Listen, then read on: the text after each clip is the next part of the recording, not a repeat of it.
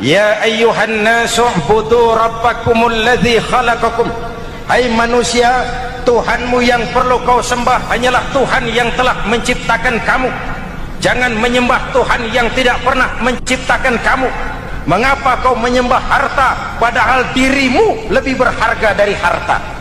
Kenapa kau menyembah pangkat dan jabatan padahal dirimu lebih berharga dari pangkat dan jabatan?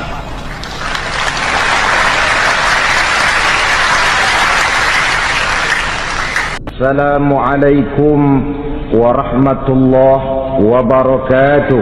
Waalaikumsalam warahmatullahi wabarakatuh. Bapak-bapak, ibu-ibu, saudara-saudara kaum muslimin rahimakumullah.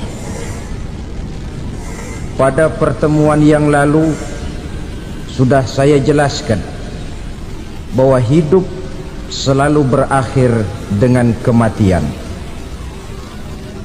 Apabila datang kematian menimpa seseorang, datanglah kiamat baginya. Itu yang disebut dengan kiamat kecil. Hakikatnya mati adalah perpindahan dari kehidupan di dunia ini menuju kehidupan di alam barzakh. Menunggu kita di alam barzakh sampai datangnya saat kiamat, entah 10 tahun, entah 100 tahun, entah 1000 tahun, hanya Allah saja yang maha tahu. Adapun orang-orang beriman yang melakukan amal kebajikan dalam kehidupan di dunia ini, masa penantian yang lama di alam barzakh buat mereka sebentar saja.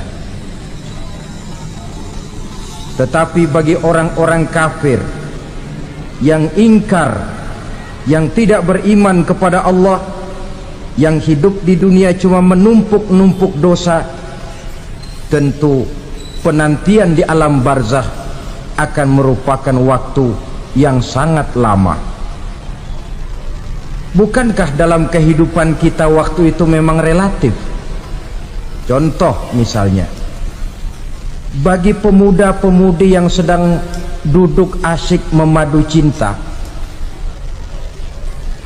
waktu 4-5 jam saja rasanya cuma 4-5 menit, tenggelam oleh keasikan. Tapi buat orang yang berbaring di rumah sakit, meratap di balik-balik apa itu tembok derita kata lagu, di balik dinding-dinding penjara, sehari bagai seminggu, seminggu rasa sebulan, sebulan boleh jadi rasa setahun. Penantian yang sangat lama. Kapan kiamat itu akan datang? Ini rahasia Allah. Jangankan kita yang orang awam, baginda Nabi sendiri tidak diberitahu oleh Allah kapan kiamat itu akan terjadi. Tetapi sungguh pun demikian, banyak hadis-hadis yang menjelaskan ciri atau tanda-tanda datangnya kiamat. Nah, kalau sudah bicara soal tanda kiamat itu ada 2. Pertama yang disebut alamatus sughra, tanda-tanda kecil. Ini waktunya masih ada tenggang. Ada yang dinamakan alamatul kubra, tanda-tanda besar, artinya kiamat sudah diambang pintu.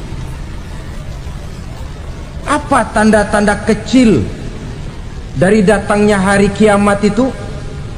Misalnya kata Nabi, apabila ilmu sudah diangkat oleh Allah, artinya apabila ulama sudah banyak wafat, minat orang belajar agama berkurang, lalu kebodohan nampak merajalela di mana-mana, zina dikerjakan secara terbuka, minuman-minuman keras jadi kebanggaan, itu termasuk di antara tanda-tanda kecil terjadinya hari kiamat. Apalagi misalnya iza waladatil ammatu rabbataha, apabila budak sudah melahirkan tuan. Apa maksudnya? Ada yang mentafsirkan apabila anak sudah bisa membudaki orang tuanya. Orang tua yang melahirkan dia, yang membesarkan dia, demi setelah si anak besar jadi orang berpangkat, bertitel, berharta, berkedudukan, jadilah orang tua itu budaknya. Sehingga sering dibilang kalau orang tua kaya, anak jadi raja. Tapi kalau anak yang kaya, orang tua sering jadi budak. Apalagi munculnya fitnah yang bergelombang, timbul perang antara dua bangsa yang besar, waktu berjalan terasa sangat pendek sekali. Itu merupakan tanda di antara tanda-tanda kiamat. Termasuk di dalamnya sulit membedakan mana laki mana perempuan. Kan kalau tanda-tanda kayak begini sekarang sudah banyak kita lihat kan. Lama banyak wafat, penggantinya sulit. Zina dikerjakan berterang-terangan, minuman keras jadi kebanggaan, banyak anak membudaki orang tuanya, sulit membedakan mana laki mana perempuan. Kadang-kadang dari belakang kita lihat perempuan bener, begitu kita colek nengok jenggotan.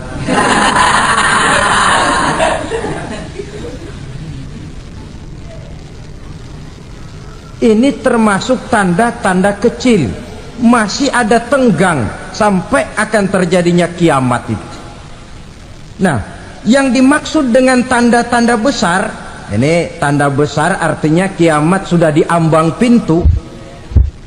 Pertama, matahari terbit dari sebelah barat. Apabila matahari sudah terbit dari arah sebelah barat, tertutuplah sudah pintu taubat. Bersabda Nabi kita, la taqumus sa'atu hatta tatlu'a syamsu min maghribiha. Tidak akan datang hari kiamat sampai matahari terbit dari arah sebelah barat. Wa iza tala'at, manakala matahari telah terbit dari arah sebelah barat, wara'ahan nasu, manusia banyak menyaksikan itu, amanu ajma'un, mereka pun lalu beriman. Yang tadinya kafir, yang tadinya ingkar, yang tadinya membangkang, setelah melihat matahari terbit dari sebelah barat, buru-buru beriman, berlomba-lomba mengucap dua kalimat syahadat. Tapi apa yang terjadi? Kata Nabi, wadzalika hina la yanfa'u nafsan imanuha lam takun amanat min qabl. Hari itu adalah hari yang iman sudah tidak berguna lagi bagi seseorang apabila sebelumnya memang dia tidak pernah beriman. Au kasabat fi imaniha khaira, atau beriman tetapi tidak pernah melakukan kebajikan di dalam keimanannya itu. Hari yang sudah kasib, hari yang sudah terlambat, beriman tidak akan ada gunanya lagi. Ini pelajaran buat kita. Sebelum sang surya terbit dari sebelah barat, sebelum nafas sampai di tenggorokan, artinya pintu taubat masih terbuka. Kalau dua hal itu sudah terwujud, nafas sudah sampai di kerongkongan atau matahari sudah terbit dari arah sebelah barat, tertutuplah sudah pintu taubat. Tak ada lagi gunanya pangkat, jabatan, harta, bahkan beriman pun dalam suasana macam itu too late, kata orang Kulon. Sudah terlambat. Matahari terbit dari arah sebelah barat, itu tanda besar, artinya kiamat sudah diambang pintu. Lalu apalagi tanda besar? Munculnya Dajjal. Dajjal artinya pendusta-pendusta yang menyesatkan manusia. Ada dua macam Dajjal, saudara. Ada Dajjal kecil, ini Dajjal kelas teri. Kalau ini sejak zaman Rasulullah sudah ada itu, tiap zaman ada. Di zaman Rasulullah misalnya ada yang bernama Aswad al-Unsi dari Yaman, ada yang namanya Musailamah al-Kazzab dari Yamamah, ada yang namanya Ibnu Sayyad dari Madinah. Ini dajjal-dajjal di zaman Rasul. Musailamatul Kazzab memproklamirkan diri jadi nabi, dia di zaman Rasul masih hidup. Ini dajjal zaman Nabi. Di zaman sahabat muncul dajjal-dajjal. Di zaman kita sekarang ini dajjal-dajjal pun gentayangan.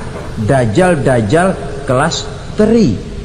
Kerjanya mendustakan manusia, menyesatkan manusia, memalingkan manusia dari jalan yang benar dan diridhoi oleh Allah Subhanahu wa taala. Adapun yang merupakan tanda besar dari datangnya kiamat, dajjal-dajjal kelas kakap, pembohong-pembohong besar yang menyesatkan masyarakat manusia berpaling dari jalan Allah mengikuti jalan mereka. Apa sih ciri dajjal itu? Kata Nabi dalam hadis Bukhari Muslim, innad dajjala, sesungguhnya yang namanya dajjal itu yakhruju, satu saat akan muncul mendekati hari kiamat. Wa inna ma'ahu ma'an, si dajjal ini membawa air, wa naran, dan juga membawa api. Dua simbol. Di tangan yang satu dia bawa air, di tangan yang satu dia bawa api. Wa ammal ladzi yarahu an-nasu ma'an fanarun, adapun yang orang banyak lihat air, hakikatnya adalah api. Yang dilihat api, hakikatnya adalah air. Oleh sebab itu, kalau api yang ditawarkan, ambillah air. Kalau air yang ditawarkan, pilihlah api. Maksudnya apa ini? Ini bahasa simbol, saudara-saudara. Dajjal bicaranya seolah-olah untuk kepentingan manusia, menawarkan surga. Surga yang dia tawarkan hakikatnya neraka. Hai manusia, kalau kau mau bahagia, jangan dekat-dekat dengan agama. Solat itu tidak efektif dan efisien, tidak produktif dari segi ekonomi itu. Menghadiri majelis taklim cuma buang-buang waktu. Tahajud, tasbih, tahlil, baca Quran, apa itu? Pekerjaan mubazir saja. Hidup ini cuma sekali, masa yang cuma sekali, manfaatkan dengan sebaik-baiknya. Mumpung, dibawanya sifat mumpung tetapi dalam pengertian yang sangat negatif. Bicaranya seolah-olah untuk kepentingan manusia, tetapi sebenarnya menjerumuskan manusia. Menawarkan air tapi sebenarnya api, menawarkan api tapi hakikatnya air. Buat apa kamu sholat? Buat apa kamu bayar zakat? Buat apa kamu puasa? Surga yang dicanangkan dajjal hakikatnya neraka. Neraka yang digambarkan dajjal pada dasarnya adalah surga. Jadi memutarbalikan fakta itu kerjaan dajjal. Yang hak jadi batil, yang batil dibilang hak, yang benar jadi salah, yang salah malah jadi benar. Tuntunan disuruh jadi tontonan, tontonan malah menjadi tuntunan. Itu pekerjaan dajjal profesinya. Zamannya Nabi Adam, dajjalnya kan iblis. Betul? Betul. Apa sih gang kerayuan iblis itu? Allah setelah menciptakan Nabi Adam kan bilang, Adam, kau dan istrimu Hawa tinggal di surga ini. Seluruh fasilitas yang ada di surga persilahkan kau nikmati. Satu yang tidak boleh, jangan coba-coba dekati pohon khuldi. Dekat saja jangan, apalagi sampai memetiknya. Datang dajjal yang namanya iblis ini. Adam, kamu tahu nggak kenapa tidak boleh makan buah khuldi? Ya nggak tahu, pokoknya saya dilarang. Bodoh kamu Dam. Khuldun artinya kekal. kalau kamu makan itu buah kau akan kekal di surga buat selamanya. Allah tidak kepengen, maka dilarang kamu makan buah khuldi. Kalau kau ingin kekal di surga Adam, makan saja. Saya bicara begini ini untuk kepentingan kamu Adam. Ini kan ciri-ciri Dajjal. Bicaranya sih seolah-olah untuk kepentingan Nabi Adam, hakikat sebenarnya menjerumuskan Nabi Adam supaya ingkar dan melanggar larangan dari Allah Subhanahu wa ta'ala. Jadi setelah muncul Dajjal, timbul kekacauan-kekacauan di masyarakat. Banyak yang terpengaruh, terpedaya dan terpesona, termasuk mereka yang memproklamirkan diri jadi nabi, mereka yang memproklamirkan diri jadi rasul di zaman sesudah Rasulullah wafat. Itu adalah Dajjal. Maka saya ingatkan, kalau di zaman kita sekarang ini ada orang ngaku jadi nabi, ada orang ngaku jadi rasul, biar bahasa Arabnya kental, Quran hafal, hadis ribuan hadis hafal, biar pakai serban sampai menyengser ke tanah, bahasa Arabnya fasih, tapi dia mengaku jadi nabi, jadi rasul, kita umat Islam wajib tidak percaya, wajib untuk tidak percaya. Itulah Dajjal zaman kita sekarang ini. Tidak mustahil mereka datang mempengaruhi orang awam supaya berpaling dari Rasulullah, mengikuti mereka. Nah, di akhir zaman nanti mendekati hari kiamat, Dajjal ini muncul, Dajjal kelas kakap, menyesatkan masyarakat manusia untuk berpaling dari Islam, mengikuti seruan mereka. Apalagi di antara datangnya kiamat itu, tanda yang besar itu, turunnya Nabiullah Isa Al-Masih, putra Maryam. Menurut berbagai hadis yang sahih, Nabi Isa Al-Masih nanti akan turun lagi, tidak membawa risalah yang baru, tapi meluruskan risalah Islam ini yang telah banyak ditinggalkan oleh masyarakat. Bahkan ada hadis menjelaskan beliau akan membunuh Nabi, mematahkan kayu-kayu salib, lalu melaksanakan haji dan umrah mengikuti syariat Nabi Muhammad, bukan membawa agama baru. Menjadi semacam mujaddid, reformer, menyelamatkan manusia dari bisikan Dajjal. Bahkan ada riwayat yang menjelaskan bahwa Nabi Isa berhasil mengalahkan Dajjal, mengembalikan masyarakat manusia kembali kepada ajaran Islam yang datang dari Allah, dibawa oleh Rasulullah Sallallahu Alaihi Wasallam. Dengan kata lain, turunnya Nabi Isa bukan sebagai Nabi dan Rasul baru, tetapi mengikuti syariat Nabi kita Muhammad Sallallahu Alaihi Wasallam.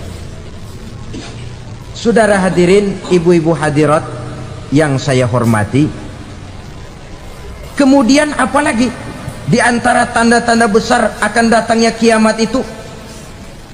Keluarnya asap atau awan. Kata Nabi, inna min asyrati sa'ah dukhanan yamla'u ma bainal masyriqi wal maghrib. Di antara tanda-tanda kiamat munculnya awan antara langit dan bumi. Ini pun diperkuat dalam surah Ad-Dukhan ayat 10, fartaqib yauma ta'tis sama bidukhanin mubin fayughshan nas hadza azabun alim. Bagi orang-orang yang beriman, mereka biasa-biasa saja, tapi bagi orang kufur, datangnya asap dan awan ini merupakan azab yang kelewat pedih. Barangkali sedikit mendekati gambaran tentang azab yang pedih ini, saya ingatkan alam pikiran kita kepada peristiwa yang belum lama terjadi. Pernah dengar berita bocornya reaktor nuklir di Chernobyl, Uni Soviet? Pernah dengar? Nah, bocornya reaktor nuklir di Chernobyl yang mengakibatkan ratusan bahkan sangat mungkin ribuan nyawa. cuma satu reaktor. Bagaimana kalau seluruh cadangan nuklir yang dimiliki oleh para negara adik kuasa ini diledakkan? Bahkan yang konon menurut catatan, cadangan nuklir yang dimiliki bersama oleh Amerika dan Rusia sekarang ini sudah sanggup memusnahkan 6 miliar manusia, 1,5 kali lebih banyak dari jumlah manusia yang nongkrong di permukaan bumi ini. Saudara-saudara hadirin yang saya hormati, lalu saat mendekati hari kiamat, apalagi tandanya setelah Nabi Isa wafat, pada saat turunnya yang kedua kali, lalu Allah meniupkan angin sejuk, semua orang-orang beriman, orang-orang baik wafat, sehingga penghuni bumi ini cuma tinggal lagi terdiri dari orang-orang kafir.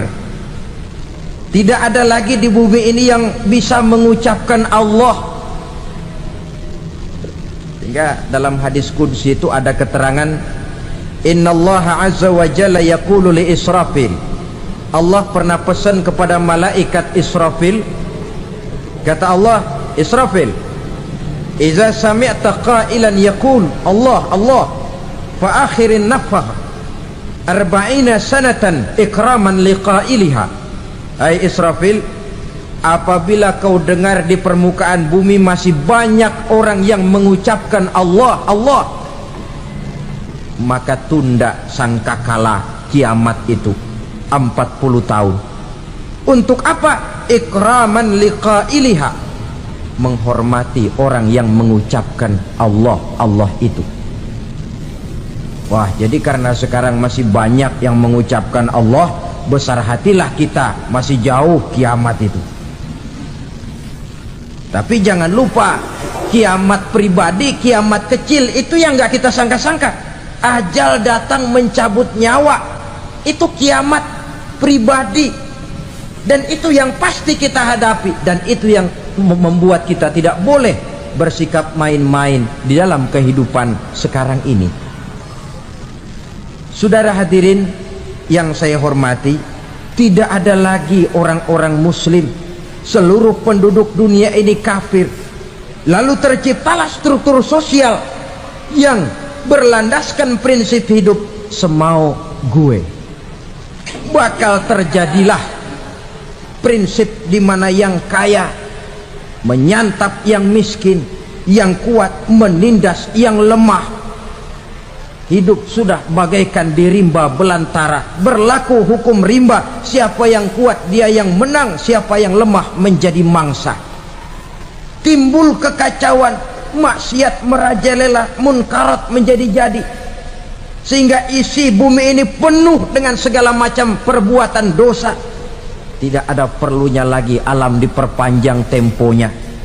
Datang saat yang sudah dijanjikan oleh Allah Azza wa Jalla, maka terjadilah yang disebut kiamat kubra, kiamat besar, kiamat ancur-ancuran. Bagaimana kejadian ini dimulai? Dalam surah Az-Zumar ayat 68, Allah Subhanahu wa taala berfirman, wa nufikha fis suri fasa'iqa man fis samawati wa man fil ardi illa man sya'allahu.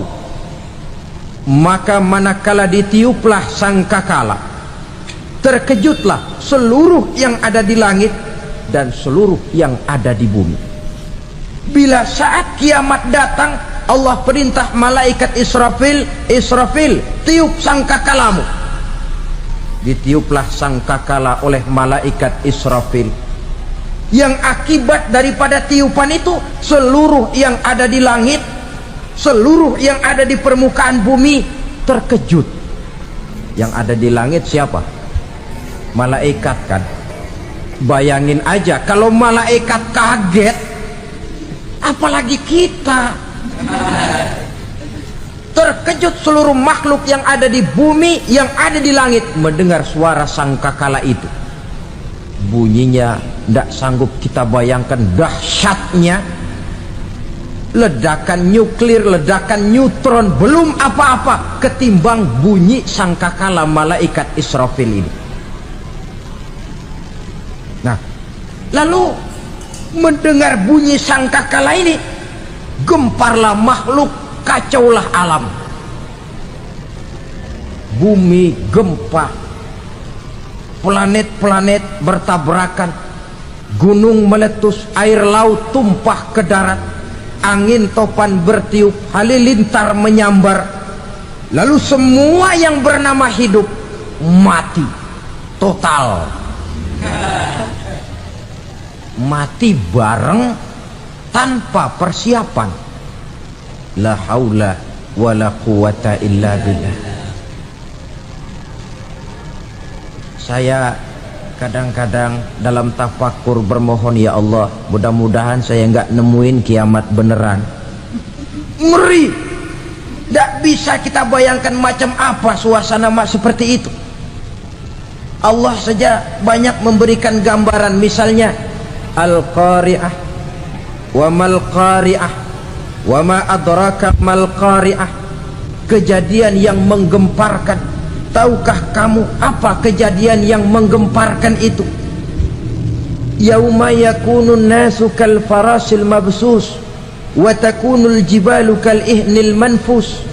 Pada saat itu manusia berterbangan bagai kupu-kupu, gunung berterbangan seperti kapas ditiup angin.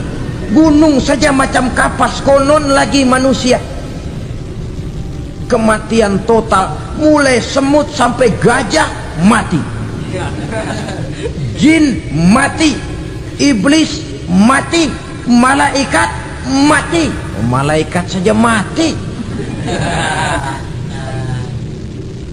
Saudara hadirin yang saya hormati, kematian total yang tanpa persiapan. Orang bilang, Pak, kalau mati bareng begitu yang repot malaikat maut dong ya, cabut sana, cabut sini. Itu kalau menurut logika kita, mestinya begitu menurut logika. Tapi logika juga yang nggak perlu serepot itu. Sebab untuk mematikan listrik di wilayah DKI, di wilayah Jakarta, nggak perlu tiap rumah didatengin, matiin, ya lama. Cukup dari kantor pusatnya saja PLN, tekan satu tombol, gelaplah seluruh Jakarta. Saudara hadirin yang saya hormati, kematian total. Lalu setelah kematian total, planet-planet juga mati, dalam arti tidak bergerak dan beredar. Angin mati, dalam arti tidak bertiup. Air mati, dalam arti tidak ada riak gelombang. Pokoknya semua mati. Kullu nafsin za'iqatul maut, semua yang bernafas mati. Dalam ayat lain, kullu man 'alaiha fan, semua yang ada di permukaan bumi fana. Yang kekal cuma Allah Subhanahu wa ta'ala. Yang paling belakang mati malaikat maut dan malaikat Israfil. Tapi mati juga sesuai dengan janji Allah. 40 lamanya. Tidak dijelaskan oleh Abi Hurairah 40 jam, apa 40 hari, apa 40 tahun. Hadis-hadis cuma menyebutkan 40 saja. Sunyi alam, yang tinggal cuma Allah saja lagi. Ketika itu Allah berseru-seru, katanya, limanil mulkul yauma. Siapa para penguasa hari ini? Mana itu raja-raja dan penguasa yang dulu mengaku jadi Tuhan? Fir'aun. Mana Fir'aun sekarang? Yang dulu jadi raja, merasa berhasil, sombong, lalu tidak mau turun-turun dari kekuasaannya, sampai kepada puncak kekurang ajarannya mengangkat diri jadi Tuhan. Mana itu Fir'aun? Namrus. Mana sekarang Namrus? La ilaha illa ana. ternyata tidak ada Tuhan lain selain daripada aku, kata Allah. Proses kemudian, saudara-saudara, turunlah hujan dari langit. 40 lamanya hujan itu, tidak jelas juga 40 jam apa 40 hari. Setelah air turun membasahi, datanglah tiupan sangkakala yang kedua. Semua yang bernama mati bangkit dari kuburnya masing-masing. Ini yang disebut Yaumul Ba'thi, hari kebangkitan. Allahu Akbar. Pada saat kita bangkit dari kubur kita masing-masing, kumpul di padang mahsyar namanya. Bayangin aja, saya sendiri nggak sanggup bayangin. Manusia sejak zaman Adam sampai zaman kiamat kumpul bareng di tempat sama. Berapa banyaknya itu?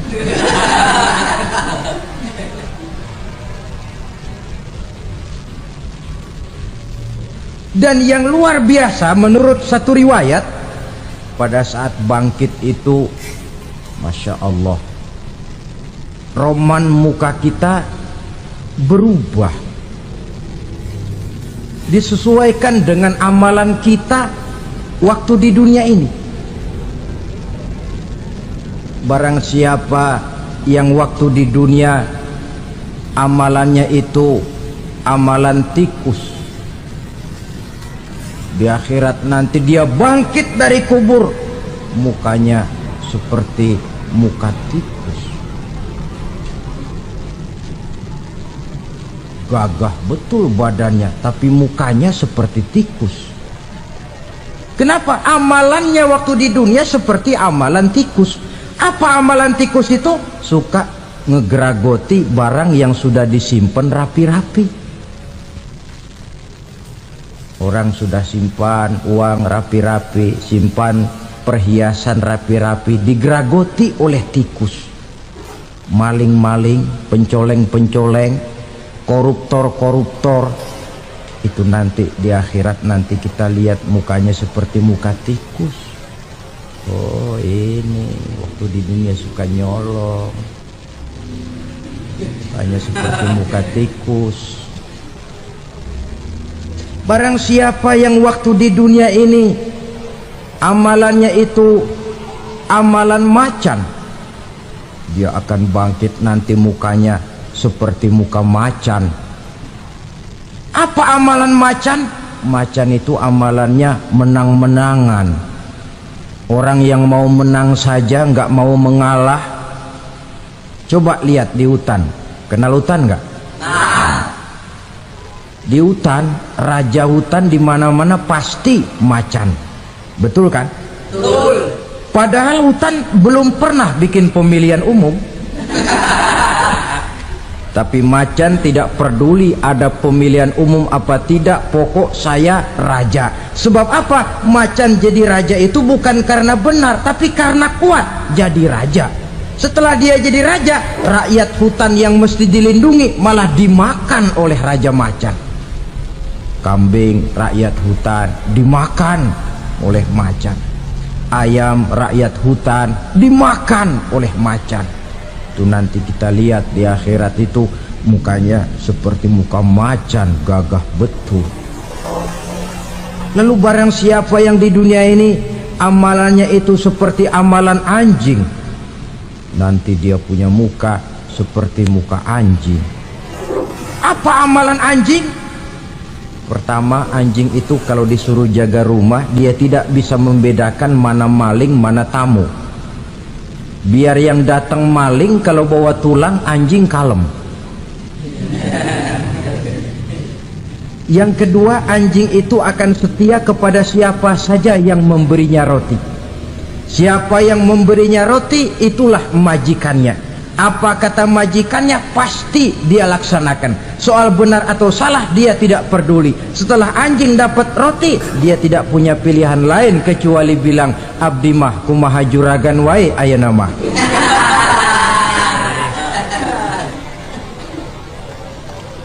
Saudara hadirin yang saya hormati, berkumpul di padang mahsyar, tiap orang sibuk dengan persoalannya masing-masing. Matahari waktu itu didekatkan oleh Allah, panas luar biasa. Ada yang saking panasnya itu mencucurkan peluh keringat sampai sebatas mata kakinya. Ada yang keringatnya sampai sedengkulnya, ada yang keringatnya sampai sepusatnya, ada yang keringatnya mengalir sampai sebahunya, ada yang kelelap oleh keringatnya sendiri, sementara orang di sampingnya nggak apa-apa. Bergantung lagi amalan dia waktu di dunia ini. Saudara-saudara, sebagian orang dalam kepanikan padang mahsyar berombong-rombong datang mereka menghadap Nabi Adam. Ya Adam, anta abal bashar. Hai Adam, Tuhan adalah bapak moyang manusia. Kami sebentar lagi akan disidang, dimintakan pertanggungan jawab. Tolonglah kami, hai Adam. Kata Nabi Adam, jangankan nolongin sampean, saya sendiri tanggung jawab di hadapan Allah. Ketika dulu tidak boleh makan khuldi, saya serobot. Sudahlah, urus diri masing-masing saja, nafsi. Begitu kata Nabi Nuh, begitu kata Nabi Ibrahim. Tiap orang bertanggung jawab sendiri-sendiri.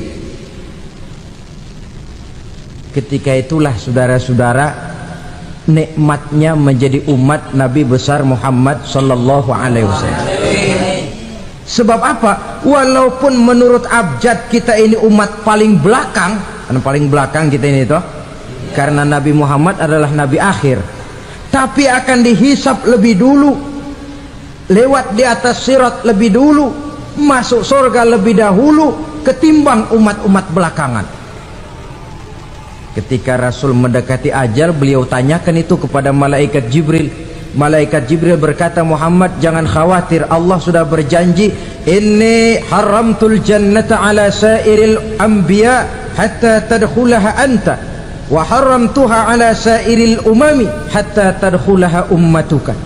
Surga aku haramkan buat seluruh nabi kecuali kalau engkau Muhammad sudah masuk ke dalamnya, dan surga aku haramkan buat seluruh umat kecuali kalau umatmu Muhammad sudah masuk ke dalamnya.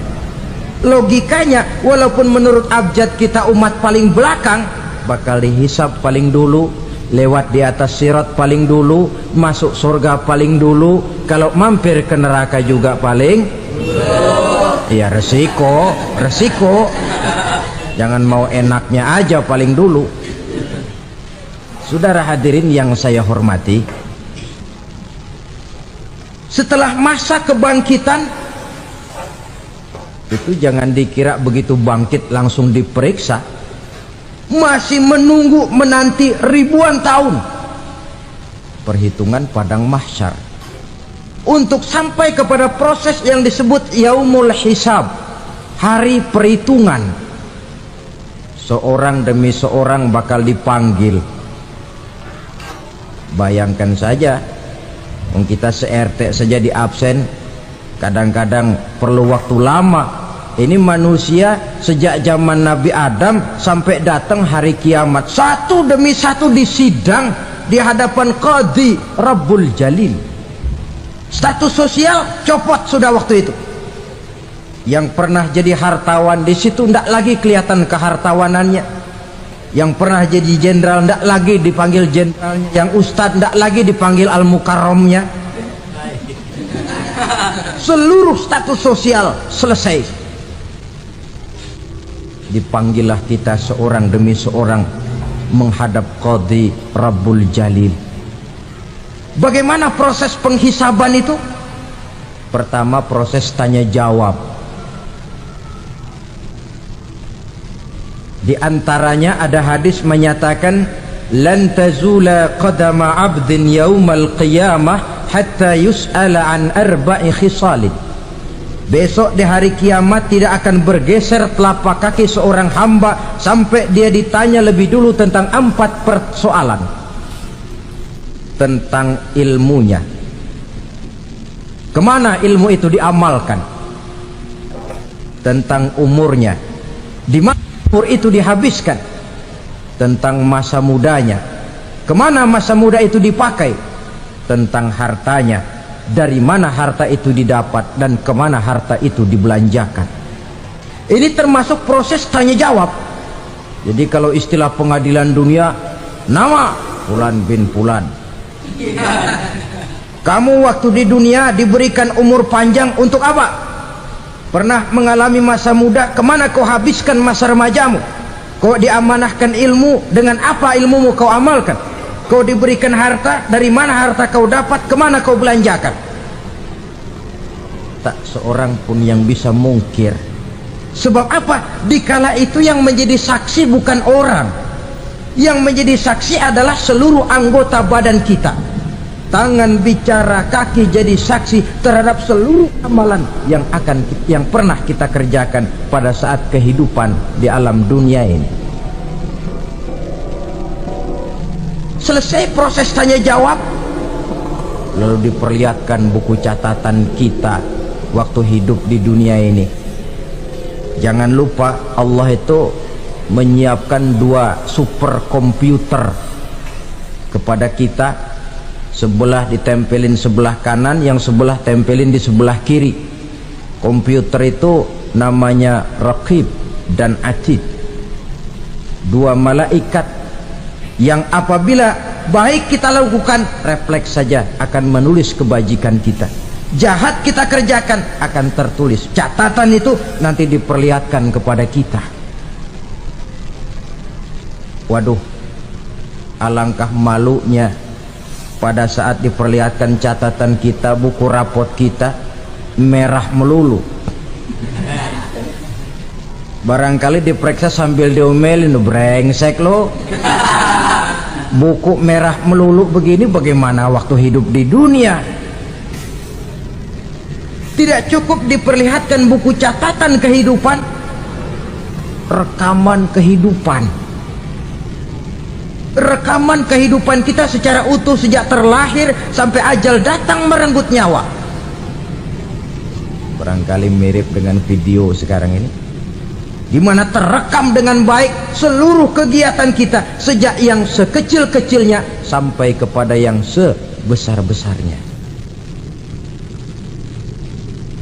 Untuk kemudian kita pun menerima balasan.